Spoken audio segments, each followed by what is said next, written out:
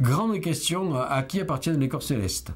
Eh bien, grande question, grande réponse. Il y a eu des résolutions internationales qui ont été adoptées et qui disent que ça fait partie du patrimoine de la planète entière et que donc ça n'appartient à aucun pays. Donc, effectivement, les Américains ont été les premiers pour aller sur la Lune, ils ont planté le drapeau, mais ça ne veut pas dire que la Lune leur appartient. Il n'y a aucun territoire attribué aux Américains ou après aux Russes qui sont allés. Bientôt, il y a les Chinois qui vont aller sur la Lune, etc. Et même chose pour les autres corps célestes qui ont été explorés. Cela dit, la question est très intéressante parce qu'elle soulève un problème qui risque d'arriver dans le futur. C'est pas la Lune, c'est pas Mars, ce chose-là, ce sont les astéroïdes. Pourquoi les astéroïdes? Les astéroïdes, je rappelle, ce sont ces innombrables corps rocheux qui gravitent entre Mars et Jupiter. Ce sont des cailloux qui font quelques kilomètres, ou peut-être même davantage.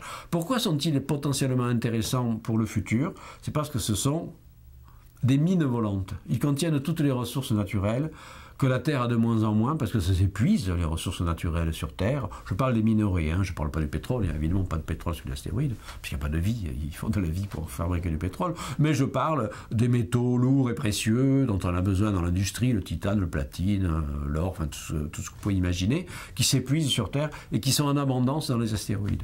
Donc, dans un futur pas si lointain, moins d'un siècle, on a réellement commencé à envisager d'aller exploiter de façon industrielle les astéroïdes pour aller y chercher ces matériaux. Et là va sans doute se poser la question, même s'il y a des conventions internationales disant tous ces astéroïdes ils n'appartiennent à aucun pays, il faudra vraiment voir après dans les faits les premiers pays ou le premier groupe de pays qui auront investi quelques milliards de dollars ou d'euros pour faire une mission importante pour aller récolter des échantillons d'astéroïdes et les ramener sur Terre.